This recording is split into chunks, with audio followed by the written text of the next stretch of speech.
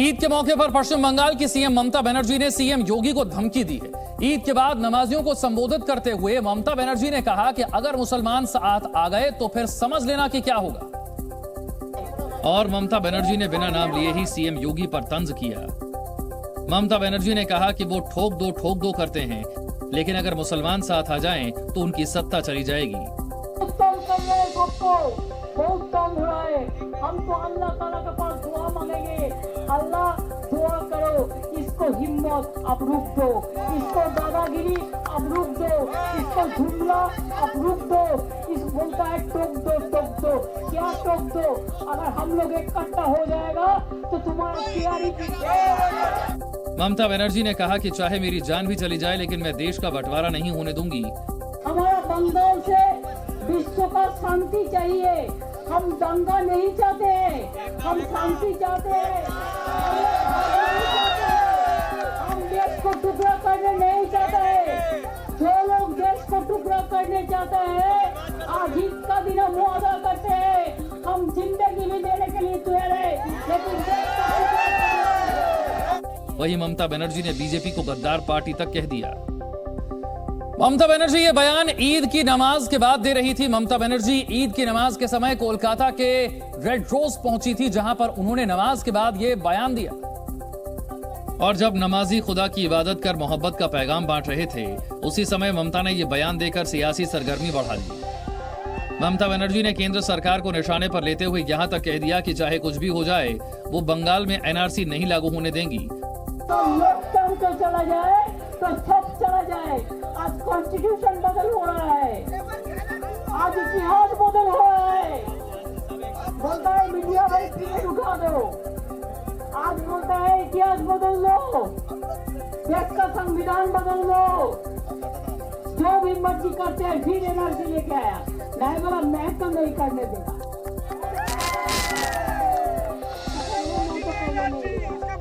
ममता बनर्जी जब मंच से भड़काऊ बयान दे रही थी तो इस दौरान कुछ लोग जमकर तालियां बजाते दिखे।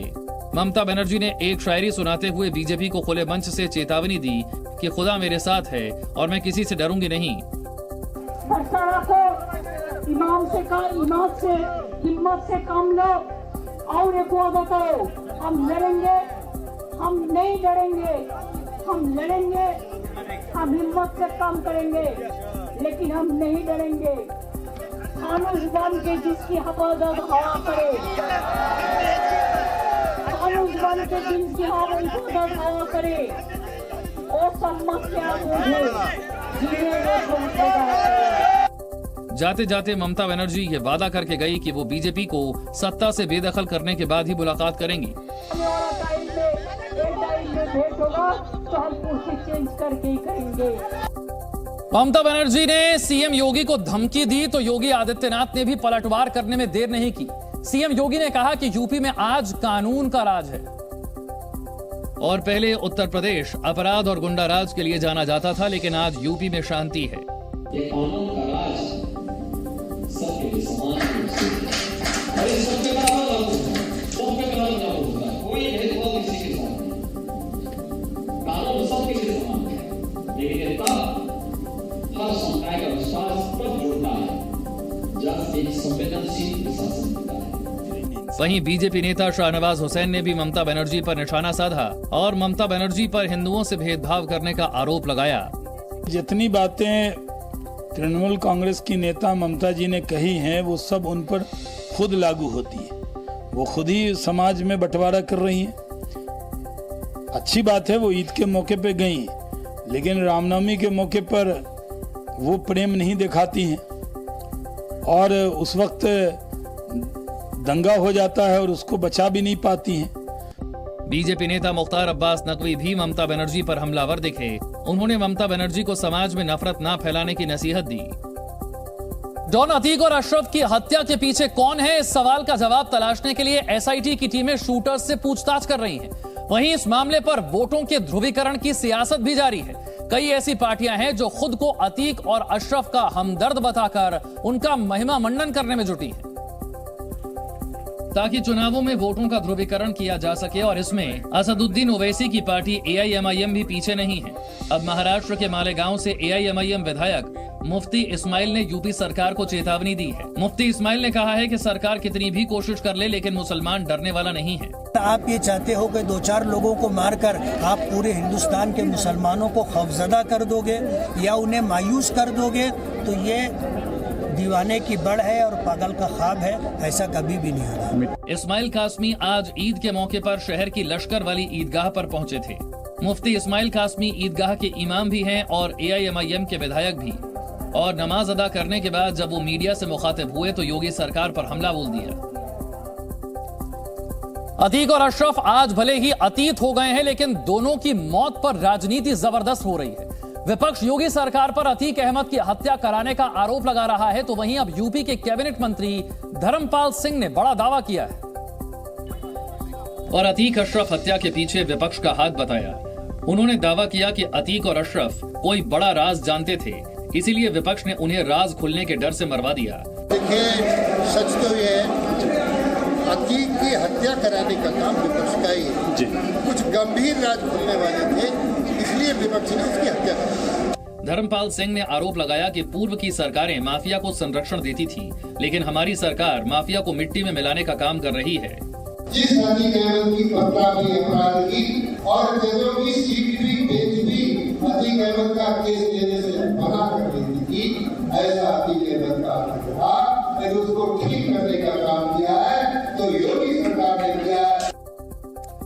ईद के मौके पर समाजवादी पार्टी के राष्ट्रीय अध्यक्ष अखिलेश यादव ने भाईचारे का संदेश दिया। अखिलेश यादव आज लखनऊ के ऐशबाग स्थित ईदगाह पहुंचे थे, लेकिन जब उनसे अतीक अशरफ हत्याकांड पर सवाल पूछा गया तो वो सवाल से बचते दिखे। अखिलेश ने कहा कि ये सवाल उन अधिकारियों से पूछना चाहिए जिनकी कस्टडी में हत्या हुई है। ये सवाल मुझसे ज्यादा आपको अधिकारियों से पूछना चाहिए, सरकार से पूछना चाहिए। मैं यही कह सकता हूं कि डर का माहौल ना हो।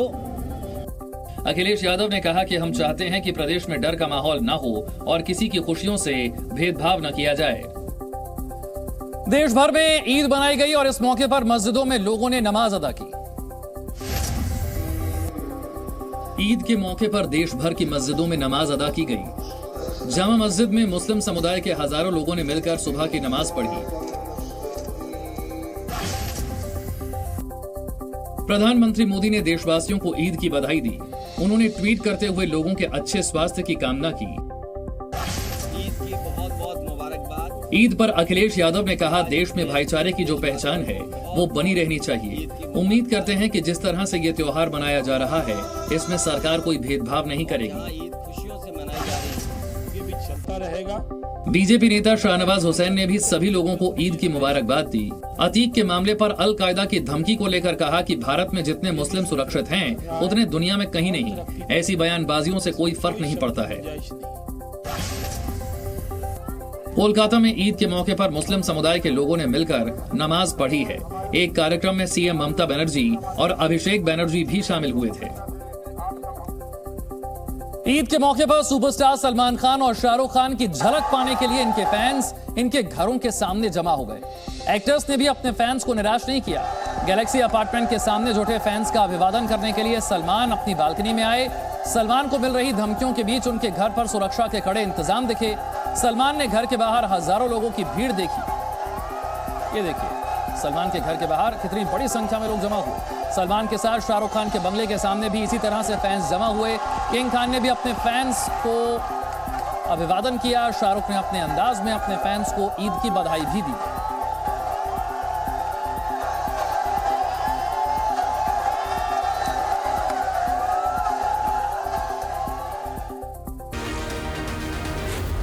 Zee News.